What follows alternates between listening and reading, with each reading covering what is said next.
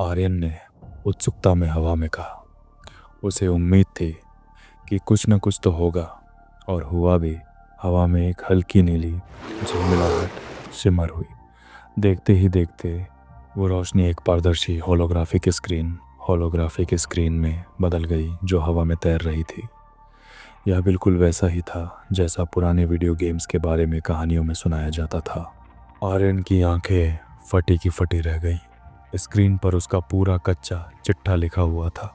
Status window, नाम आर्यन, प्रजाति मानव, human, जीवन काल लाइफ स्पैन 22 वर्ष, rank E rank, no evolution, stats ताकत स्ट्रेंथ 8, औसत 10, फुर्ती एबिलिटी 12, औसत 10, stamina 9, gene points, life essence ordinary essence 0, 100, mutant essence 1, 100, primal essence 0, 100, inventory souls, beast soul, primal dagger, mutant rank, प्रकार हथियार।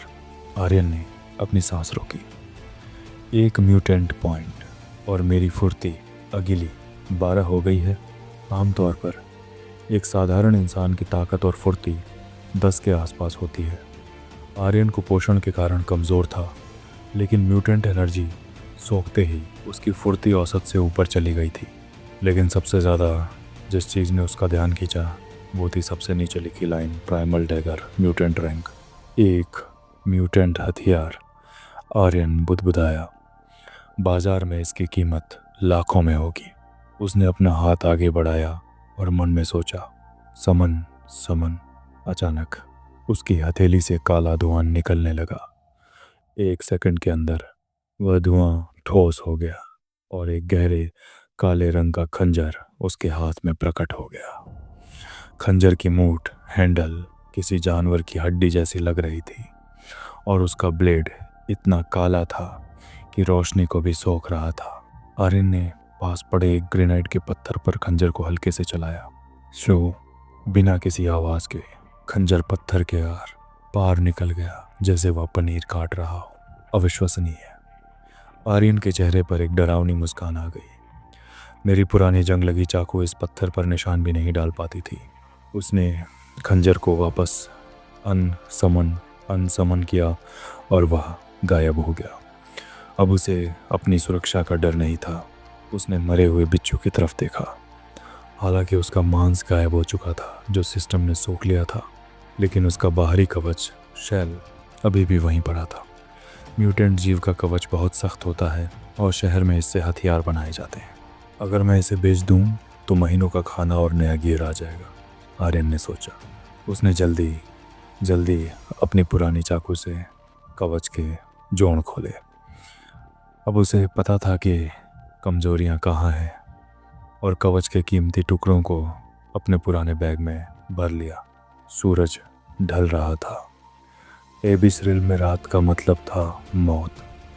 रात को ऐसे जीव बाहर निकलते थे जिनका सामना करना ये रैंकर्स के बस की बात नहीं थी। आर्यन ने अपना बैग कंधे पर टांगा और शहर स्टील बेस्टियन की तरफ दौड़ लगा दी। उसकी चाल अब पहले जैसी थकी हुई नहीं थी। उसके कदमों में एक नई ऊर्जा और आत्मविश्वास था, लेकिन उसे नहीं पता था कि उसकी किस्मत का यह बदलाव शहर में कई लोगों को खटकने वाला था। स्टील बेस्टियन के विशाल लोहे के गेट पर पहुंचते सूरज पूरी तरह डूब चुका था। शहर की ऊंची दीवारों पर लगी फ्लड लाइट्स जल उठी थीं, जो आसपास के अंधेरे जंगल को रोशन कर रही थीं। गेट पर वही गार्ड खड़ा था जिसने सुबह आर्यन का मजाक उड़ाया था। वह अपनी लेजर राइफल के साथ सुस्ता रहा था। तभी उसकी नज़र आर्यन पर पड़ी। अरे, कचरा वापस आ गया। गार्ड ने अपने साथी को कोहनी मारते हुए हंसकर कहा। मैं शर्त लगा सकता हूँ कि यह खाली हाथ आया होगा, या शायद यह भागकर अपनी जान बचा लाया है। उसने आर्यन का रास्ता रोका। क्यों बे, क्या लाया है बैग में? मरे हुए चूहे? आर्यन रुका। उसने धीरे से सिर उठाया और गार्ड की आंखों में सीधे देखा। उसकी आंखों में अब वह पुराना डर या शर्म नहीं थी, वहाँ एक अजीब सी ठंडक थी, जैसे किसी गहरे पानी की झील हो। रास्ते से हटो, आर्यन ने धीमी लेकिन भारी आवाज में कहा। गार्ड एक पल के लिए सन्न रह गया। उसे लगा ही नहीं कि यह वही डरपोक लड़का है।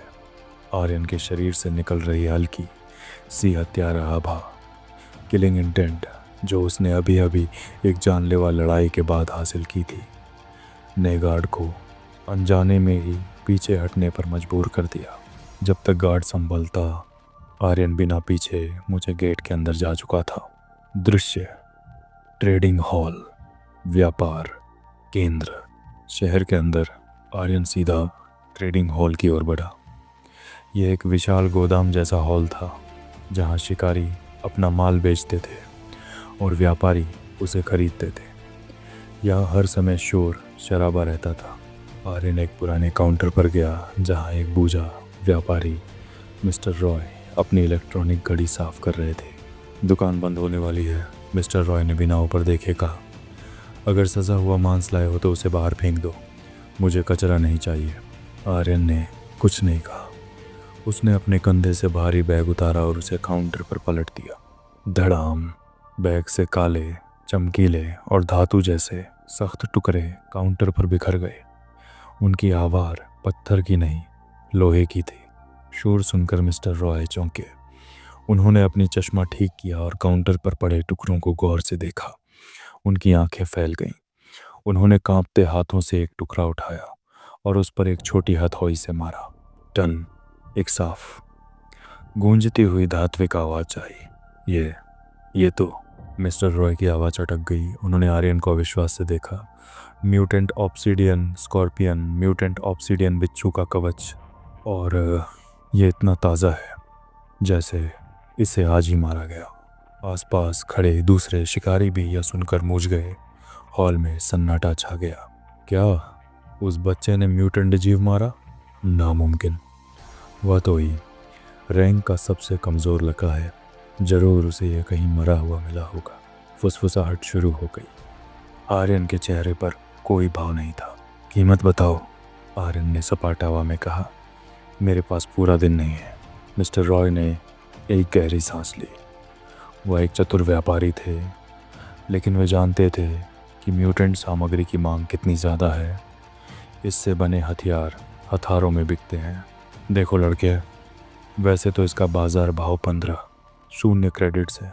रॉय ने सौदा करने की कोशिश की, लेकिन क्योंकि माल बहुत साफ है, मैं तुम्हें 20 शून्य क्रेडिट्स दूंगा। 20 शून्य क्रेडिट्स। आर्यन का दिल जोर से धड़का। इतनी रकम कमाने के लिए उसे फैक्ट्री में 3 साल मजदूरी करनी पड़ती, लेकिन उसने अपने चेहरे पर खुशी जाहिर नहीं होने दी। डील डील, आर्यन ने कहा और अपना आईडी ब्रेसलेट आगे कर दिया। बेप, ट्रांसफ़र सफल। 20 शून्य क्रेडिट्स प्राप्त हुए। पैसे मिलते ही आर्यन वहाँ एक पल भी नहीं रुका। वह जानता था कि उसने बहुत ज़्यादा ध्यान आकर्षित कर लिया है। जैसे ही वह भीड़भाड़ वाले बाजार से बाहर निकला और एक कम रोशनी वाली गली में मुड़ा, उसे अपनी गर्दन के पीछे एक अजीब सी सिहरन महसूस हुई। उसकी इंद्रियां, सेंसेस, जो अब 12 पॉइंट्स पर थी, उसे खतरे का संकेत दे रही थी। कोई उसका पीछा कर रहा था। कदमों की आवाज़ नहीं थी, सांसों की आवाज़ नहीं थी, बस एक एहसास था। पीछा करने वाला कोई आम गुंडा नहीं था। आर्यन एक अंधेरे मोड़ पर रुक गया। उसने अपना हाथ अपने कमर के पास रखा और मन में सोचा, तैयार रहना, बाहर आ जाओ। आर्यन ने अंधेरे में कहा, मुझे पता है तुम वहाँ हो।